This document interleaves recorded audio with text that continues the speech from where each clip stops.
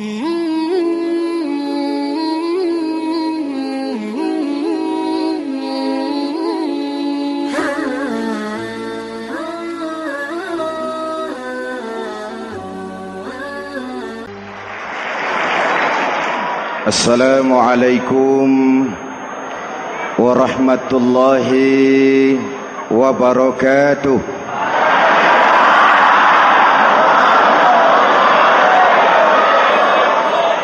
Alhamdulillahi rabbil alamin. Wassalatu wassalamu ala asyrafil mursalin Sayyidina wa maulana Muhammadin wa ala alihi wa sahbihi ajmain, amma ba'du. Para ulama yang saya muliakan, hadirin hadirat ma'asyiral muslimin yang saya cintai, banyak kita alami perubahan-perubahan yang terjadi, baik perubahan yang menyangkut sosial budaya, lebih-lebih yang menyangkut sosial politik.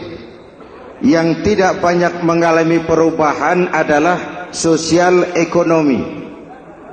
Bahkan angka kemiskinan kita naik menjadi 3/5 dari total penduduk kita hidup di bawah garis kemiskinan, dan 20% diantaranya miskin mutlak. Perubahan-perubahan yang terjadi menyadarkan kita kepada kebenaran Al-Quran ketika Allah menyatakan wa tilkal ayyamu nudawiluha bainan nas. Hari itu kami putar di antara manusia. Ada saat datang, ada waktu pergi. Ada hari lahir, ada saat kembali, ada waktu dilantik, ada saat menyerahkan jabatan. Hari kami putar di antara manusia dan hidup cuma sekadar menunggu giliran. Soalnya kemudian di tengah perubahan-perubahan yang terjadi begitu cepat, what must we do now?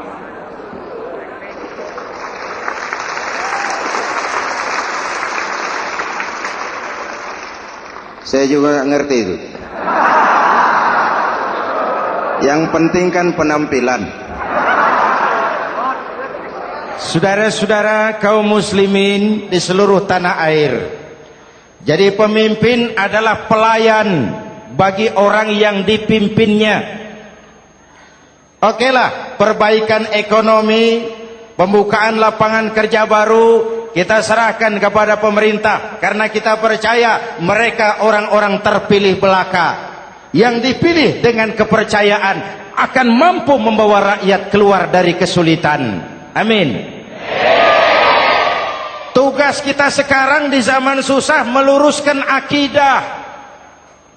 Jangan sampai mbah dukun yang naik ke permukaan. Betul?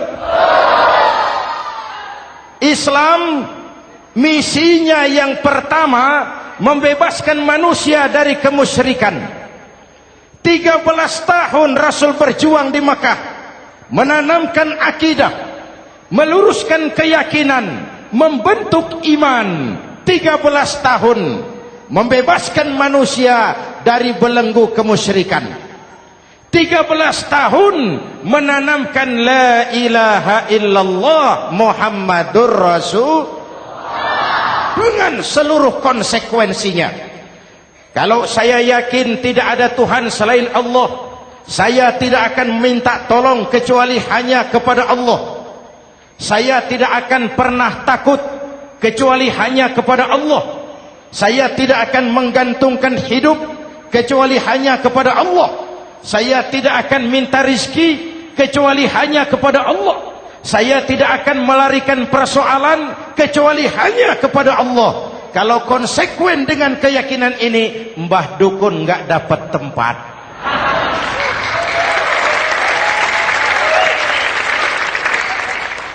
Akur? Ayo lihat secara sederhana. saya sandaran di tiang, tiangnya ambruk, sayanya jatuh. Saya sandaran di tembok, temboknya runtuh, saya juga runtuh. Saya sandaran kepada orang kaya, dia jatuh miskin, saya bangkrut. Saya sandaran kepada jenderal, dia pensiun, saya selesai. Tapi kalau saya sandaran hanya kepada Allah, Allah tidak akan pernah miskin, Allah tidak akan pernah lumpuh, Allah tidak akan pernah terpuruk, dan Allah tidak akan pernah berkurang kekuasaannya.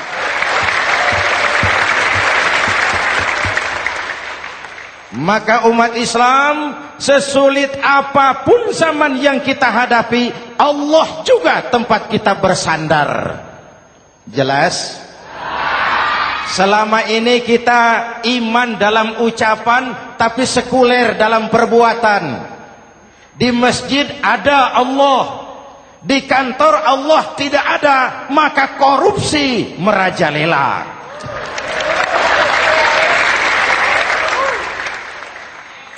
Di masjid ada Allah, di pasar Allah tidak ada, maka timbangan tetap curang. Kita iman dalam ucapan, tapi sekuler dalam perbuatan. Oleh karena itu, sesulit apapun zaman yang kita hadapi, iman jugalah pegangan kita, Allah juga tempat kita bersandar. Boleh zaman berubah, akidah jangan sampai goyah. Karena iman kita hidup, untuk iman kita berjuang, dan dalam iman kita ingin kembali menghadap Allah Subhanahu. Selama ini manusia Indonesia kita lebih banyak diisi otaknya, hati sering kosong, agama dangkal, akidah rapuh, moral rendah. Memang kemudian muncul banyak orang-orang pintar, cuma sayang tidak benar. Indonesia kita bangkrut, Indonesia kita terpuruk, Indonesia kita sakit parah kalau diurus orang yang cuma pintar tapi tidak benar.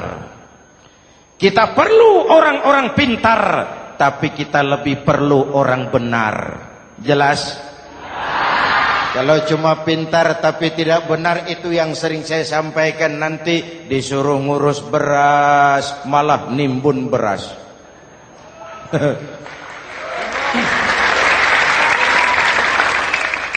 Disuruh ngurus laut malah jadi bajak laut. Disuruh ngurus hutan rame-rame jadi orang hutan.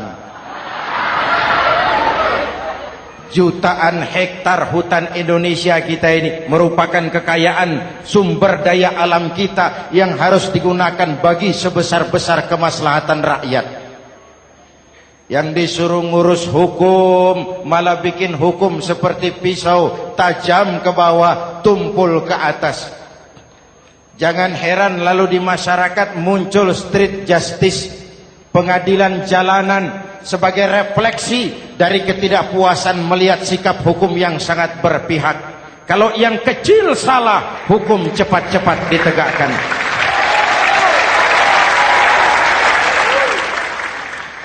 Lihat saja sekarang ini, kalau orang terkenal banyak uang punya masalah, antri yang bela. Betul? Tapi saudara lihat si Marsinah di Jawa Timur, si Sengkon dan Karta di Jawa Barat, si Udin Bernas wartawan Jogja, terseok-seok mencari keadilan, sampai hari ini urusannya masih remeng-remeng.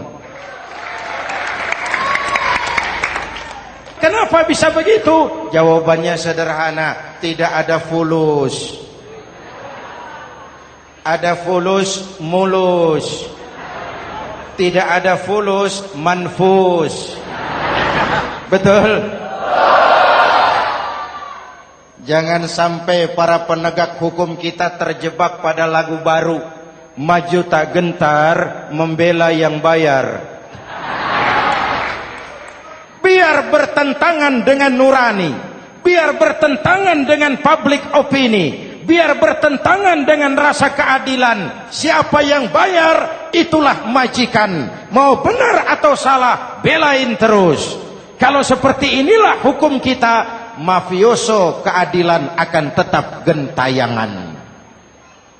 Hadirin yang saya hormati, 13 tahun beliau berjuang di Mekah, meluruskan keyakinan, memantapkan akidah, meneguhkan iman.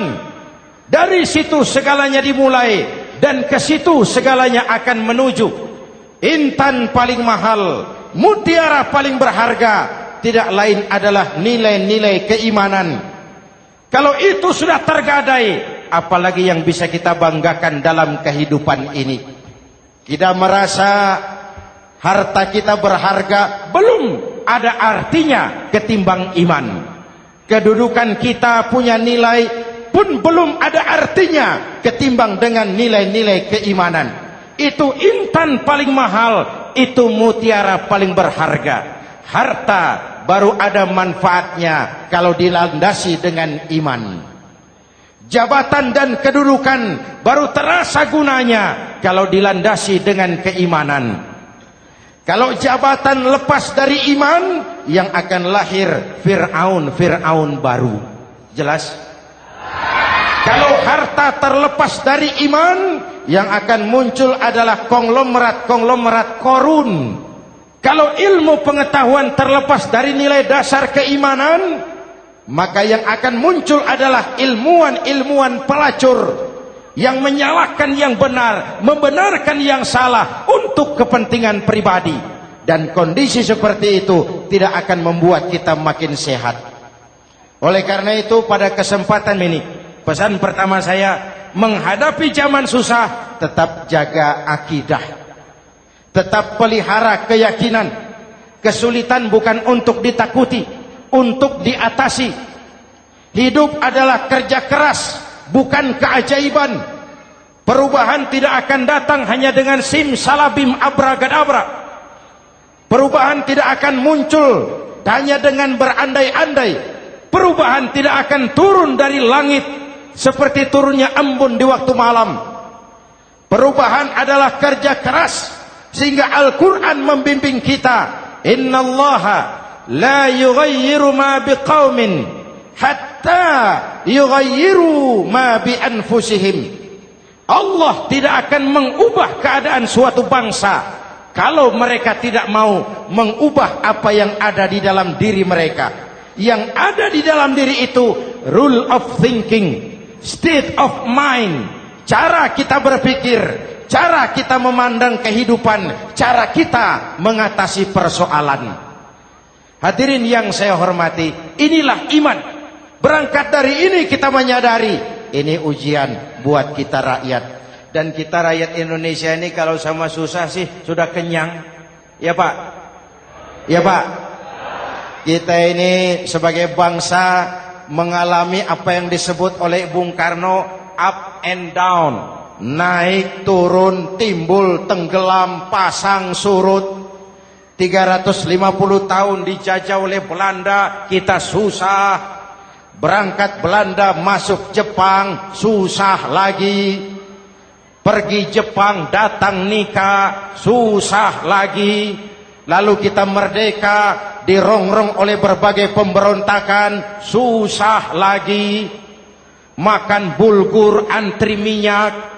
Lalu PKI berontak, susah lagi. Muncul orde baru, lama-lama susah lagi. Orde baru selesai, naik reformasi, mulai repot nasi, susah lagi.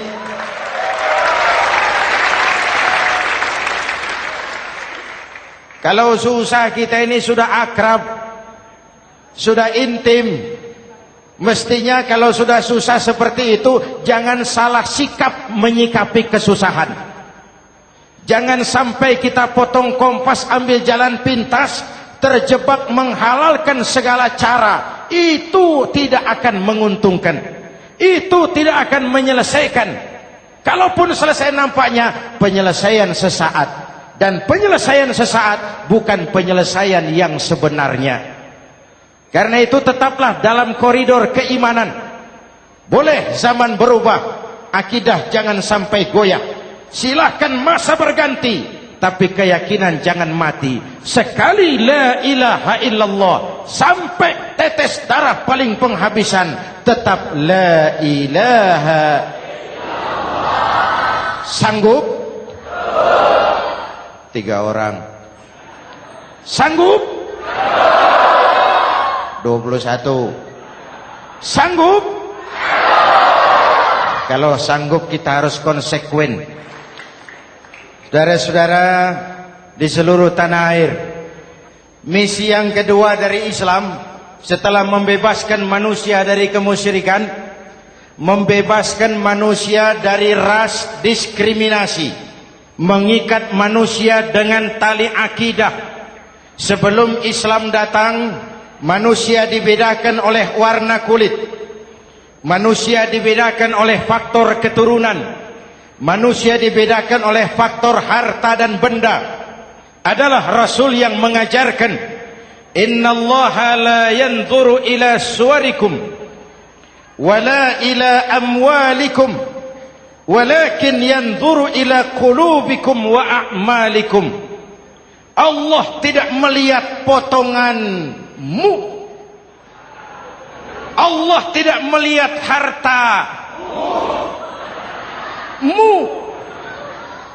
Yang Allah lihat itu adalah hatimu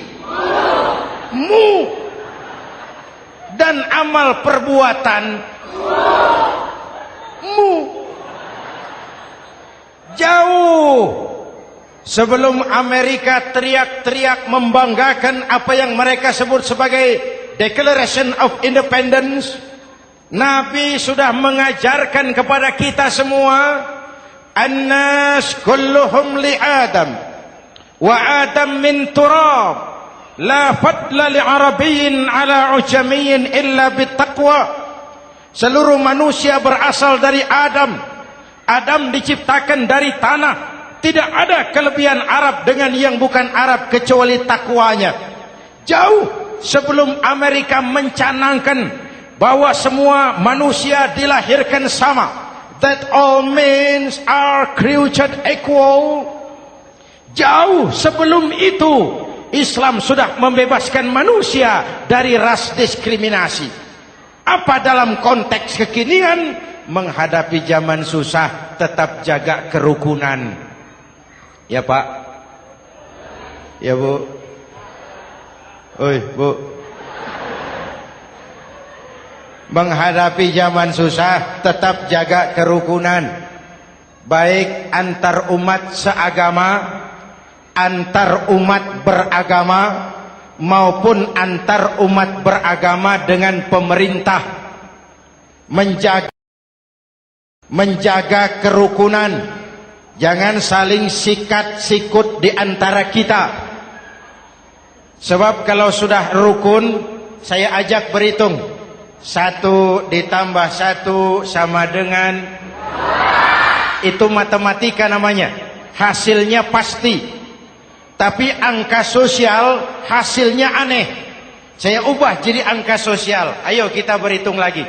1 orang takut ditambah 1 orang takut sama dengan 2 orang setengah berani.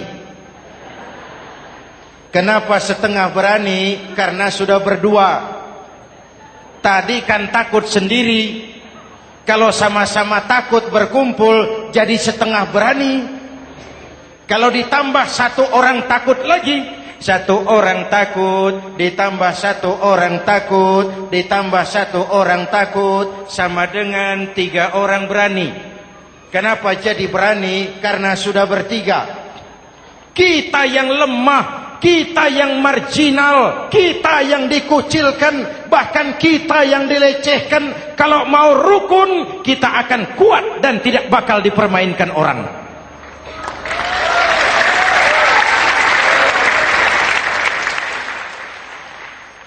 Tapi kalau rukunnya yang satu mau menikam yang lain, saya ajak berhitung lagi.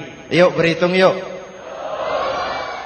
1 ekor ayam ditambah 1 ekor musang sama dengan 1 ekor musang. Kemana ayamnya? Dimakan musang. Betul nggak nih hitungan? Ayo kita hitung lagi. 1 ekor ayam ditambah 1 ekor musang sama dengan 1 ekor musang. Kemana ayamnya? Dimakan musang. Jadi kalau kita suka kumpul dengan orang yang mau makan kita, selesailah kita.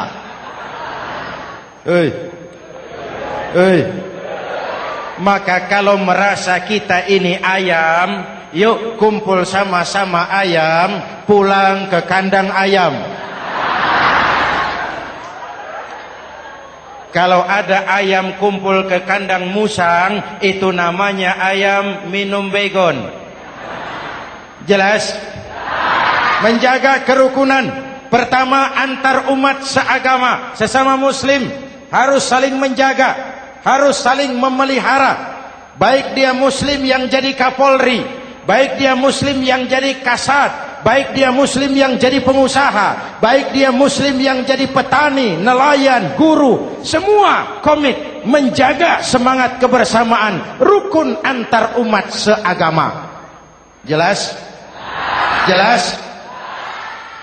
Hadirin yang saya hormati, atas dasar itu saya ingatkan kembali, kita semua ingin persoalan terorisme dilepaskan kaitannya dari agama manapun.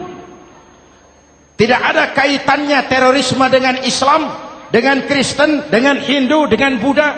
Tidak ada kaitannya terorisme dengan pondok pesantren.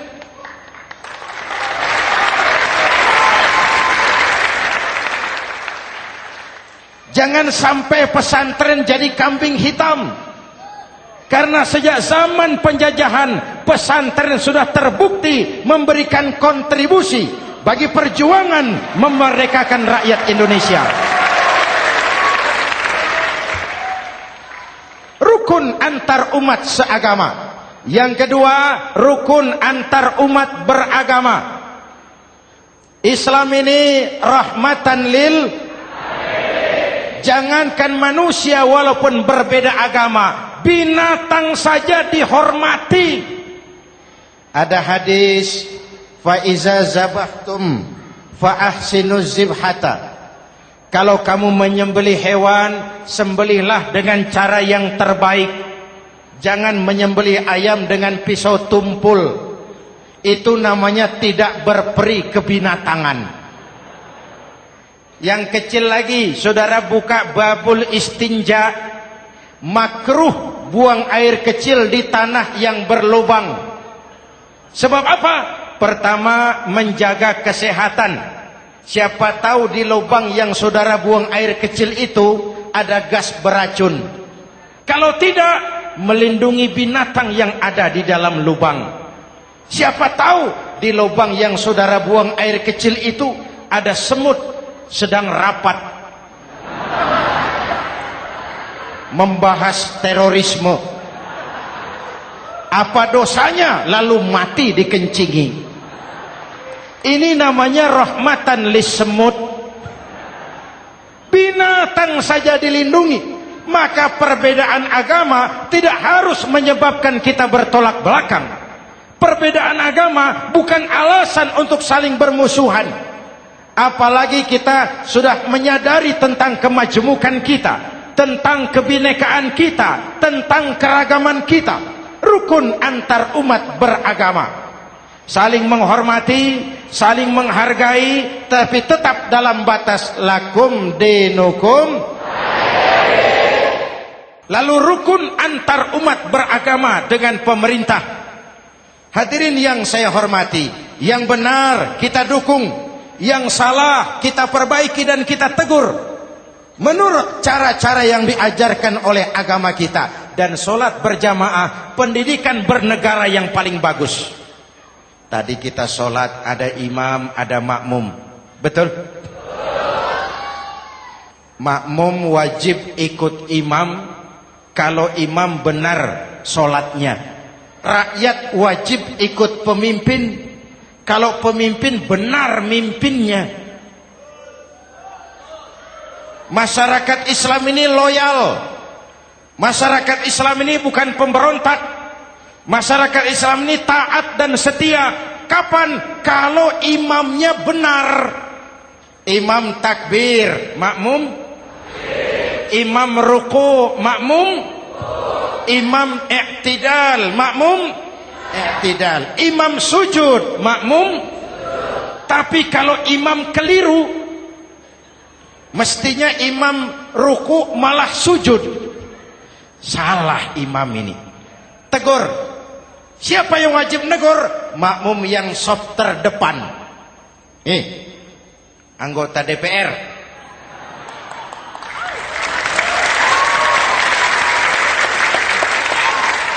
Ini wakil-wakil makmum ini. Saf di depan ini. Kalau imam keliru mereka paling tahu. Ngomong. Tegur. Bagaimana negurnya? Ada aturan main. Mestinya ruku imam sujud. Salah ini imam. Subhanallah. Kan begitu negurnya. Betul? Tidak boleh juga imam keliru makmum emosi. Main pegang. Weh makmum salah. Hoi hoi. Kacau sholat. Betul? Anggota dewan ini saf di depan. Itu kalau imam keliru. Satu saat imam buang angin. Namanya manusia bisa buang angin toh. Apa makmum lalu berkata, demi kesetiaan saya kepada imam, imam buang angin, saya lebih keras lagi. Itu namanya fanatisme buta, loyalitas yang goblok. Imam buang angin, minggir. Iyyaka na'budu wa iyyaka nasta'in. Sampai situ imam buang angin, minggir imam. Lalu saf yang di depan maju. Tidak usah bikin solat baru, teruskan pekerjaan imam. Ihdinas siratal mustaqim. Teruskan. Kenapa? Kalau bikin solat baru lagi, nanti buang angin lagi. Bikin lagi solat. Kapan selesainya solat? Kapan selesainya membangun negara ini? Yang penting imam tahu diri, buang angin, minggir.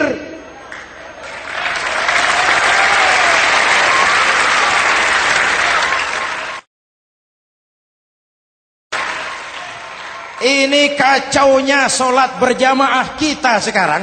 Kacaunya negeri kita sekarang. Banyak imam sudah buang angin, gengsi. Diam aja merasa nggak punya salah.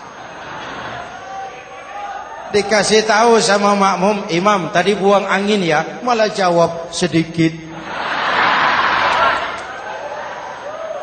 Apa kalau sedikit lalu tidak batal solat itu?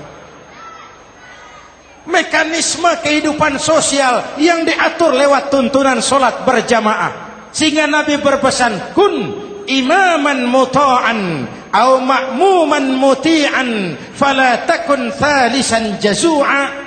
Kalau jadi pemimpin, jadilah pemimpin yang ditaati. Kalau jadi makmum, jadilah makmum yang mentaati. Jangan jadi golongan ketiga pemecah belah. Di depan tidak jalan, di belakang takut, ditaruh yang di tengah, di depan didorong, yang belakang ditendang. Ini namanya biang kerok.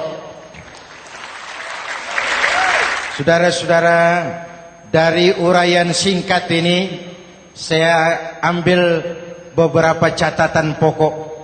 Pertama, kalau ada intan paling mahal, kalau ada mutiara paling berharga dalam hidup kita, itu tidak lain adalah karena keyakinan. Hidup jadi indah, hidup jadi berharga, hidup jadi berarti kalau didasari atas sebuah keyakinan. Dan keyakinan itu tidak lain adalah nilai iman kita, akidah kita kepada Allah Subhanahu wa ta'ala. Yang kedua, tetap menjaga kerukunan. Sesulit apapun zaman yang kita hadapi, kita tetap harus menjaga semangat kebersamaan. Kita harus tetap menjadi lem perekat yang menjaga keutuhan, baik sebagai bangsa maupun sebagai umat. Perbedaan adalah wajar, harus dihormati sebagai ciri kehidupan berdemokrasi. Tapi jangan perbedaan menjadi sebab kita bermusuhan, dan jangan perbedaan menyebabkan kita saling berpecah belah. Hormati perbedaan, jangan perbedaan dipandang sebagai permusuhan. Dengan akidah yang kuat dan kebersamaan yang kokoh, ayo kita hadapi kesulitan, kita atasi kesulitan, dan dengan kerja keras untuk menyongsong hari esok yang lebih pasti. Mari kita Fatihah, semoga Allah memelihara kita bangsa Indonesia. Ala hadhihi niyah wa ila hadratin Nabi. Al-Fatihah.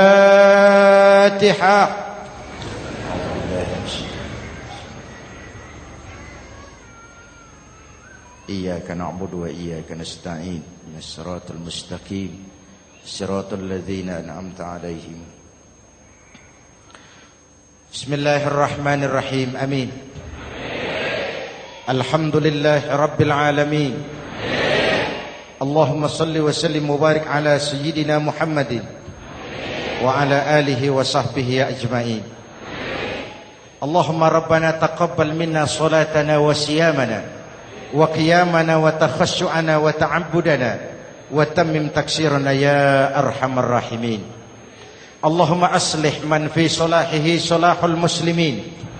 Allahumma ahlik man fi halakihi salahul muslimin. Allahumma rabbana la tu'akhizna in nasina aw akhtana. Rabbana wa la tahmil alaina isran kama hamaltahu ala alladhina min qablina. ربنا ولا تحملنا ما لا طاقة لنا به واعف عنا واغفر لنا وارحمنا أنت مولانا فانصرنا على القوم الكافرين. اللهم اجعلنا من السعداء المقبولين ولا تجعلنا من الأشقياء المردودين. أفضل ما قلته أنا والنبيون من قبلي لا إله إلا الله.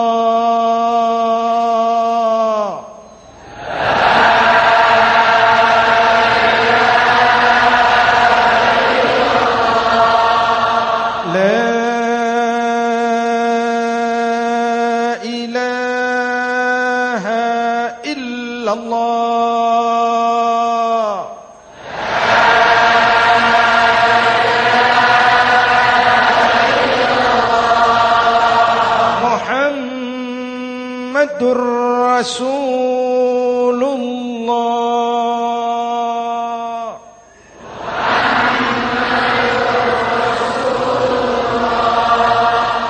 Sallallahu alaihi wa alihi wa sallam. Kalimatu haqqin 'alaiha nahya wa 'alaiha namut wa 'alaiha wa biha nub'atsu insyaallah minal aminin minal aminin minal aminin rahmatika ya arhamar rahimin.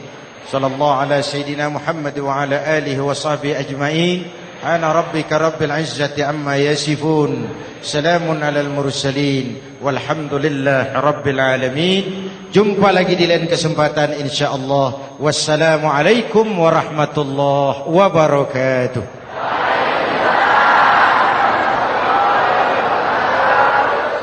Mm-hmm.